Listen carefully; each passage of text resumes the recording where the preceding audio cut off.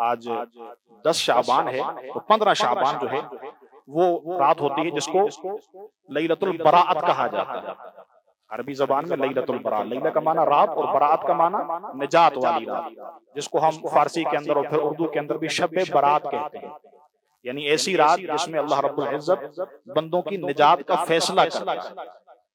اس رات کے بارے میں اہل سنت والجماعت کی اکثریت تقریباً متفق ہے کہ یہ فضیلت والی رات ہے۔ جس طرح سال بھر میں دیگر راتیں آتی ہیں، رمضان مبارک کی راتیں وہ تو ہے ہی ہیں، رمضان مبارک کے علاوہ محرم میں کچھ ایام آتے ہیں، اسی طرح ذی الحجہ میں جو دن آتے ہیں یہ تو فضیلت اور برکت والے ہیں۔ اسی طرح جو شعبان کا مہینہ ہے، اس مہینے میں بھی یہ جو 15ویں شب ہے یہ بھی فضیلت والی رات ہے، اور تقریباً 10 صحابہ اکرام ہیں جن سے اس رات کے بارے میں روایات آئی ہیں، جن میں حضرت ابوبکر صدیق رضی اللہ تعالیٰ عنہ، حضرت علی المرتضی رضی اللہ تعالیٰ عنہ، حضرت عائشہ صدیقہ رضی اللہ تعالیٰ عنہ، حضرت معاذ بن جبل رضی اللہ تعالیٰ عنہ، حضرت ابو ثعلبہ، حضرت ابو موسیٰ اشعری، حضرت عثمان بن ابو العاص، حضرت عبداللہ بن عمرو بن العاص، اور حضرت عوف بن مالک، حضرت ابو ہریرہ رضی اللہ عنہ۔ یہ تقریباً 10 صحابہ اکرام ہیں جن سے اس رات کی برکت سے متعلق، اس رات کے اندر اللہ تعالیٰ کے مغفرت کے فیصلوں سے متعلق تفصیلی طور پر روایات ہیں۔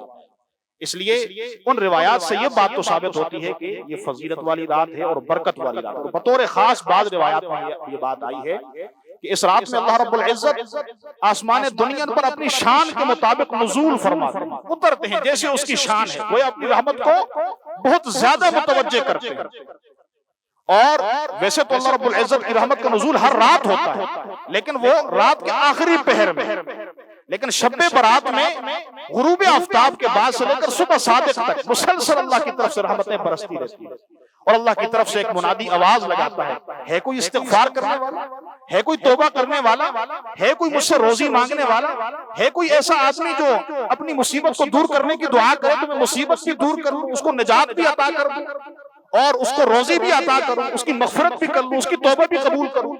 اور حضرت عائشہ کو اللہ کے رسول نے فرمایا، اے عائشہ تمہیں پتا ہے کہ اس رات میں اللہ رب العزت اتنے بندوں کی مغفرت فرماتا ہے جتنا عرب کا ایک قبیلہ بنو کلب ہے اس کی جو بکریاں ہیں، ان بکریوں کے جسم پر جتنے بال ہیں اتنی تعداد میں اللہ رب العزت مغفرت کا فیصلہ فرماتا ہے۔ وہ لا تعداد اللہ رب العزت مغفرت کا فیصلہ فرماتا ہے۔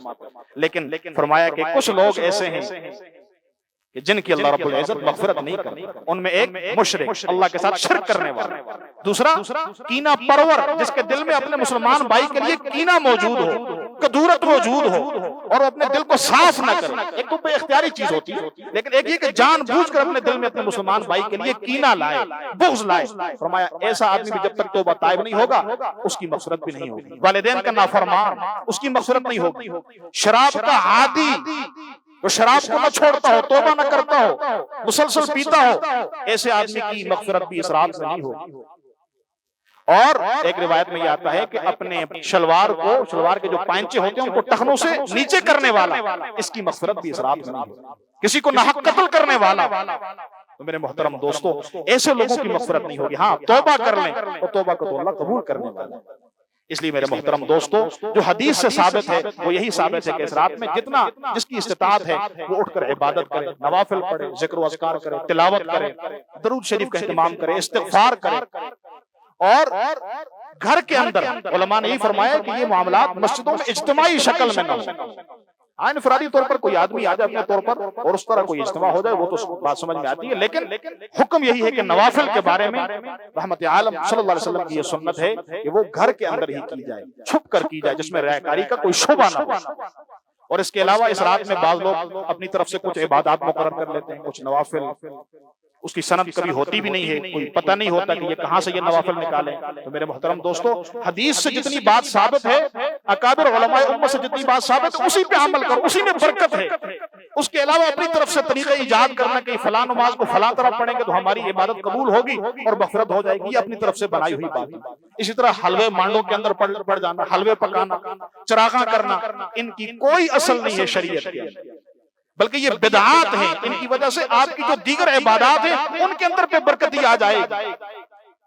وہ عبادتیں بھی قبول نہیں ہوگی. اس لیے اپنے آپ کو ان چیزوں سے بچا کر، اور خرافات سے بچا کر سیدھے سادے انداز سے رسول اللہ صلی اللہ علیہ وسلم نے جو قیام کا طریقہ بتایا، جو عبادات بتائی ہیں، انہی پہ عمل کیا جائے اپنی استطاعت، اپنی طاقت کے مطابق. اللہ رب العزت مجھے اور آپ کو ان راتوں کی قدر کرنے کی توفیق عطا فرمائے. ہر شب شب قدر گر قدر بدانی، ہر رات شب قدر ہے، شب برات ہے، اگر تم قدر کرنے والے بن جاؤ. اور اس رات میں اللہ رب العزت ہم سب کی مغفرت کا فیصلہ فرما. یا اللہ بن مانگے تو ہمیں مغفرت کا پروانہ عطا فرما. سبحانک اللہم و بحمدک، اشہد ان لا الہ الا انت، استغفرک و اتوب الیک.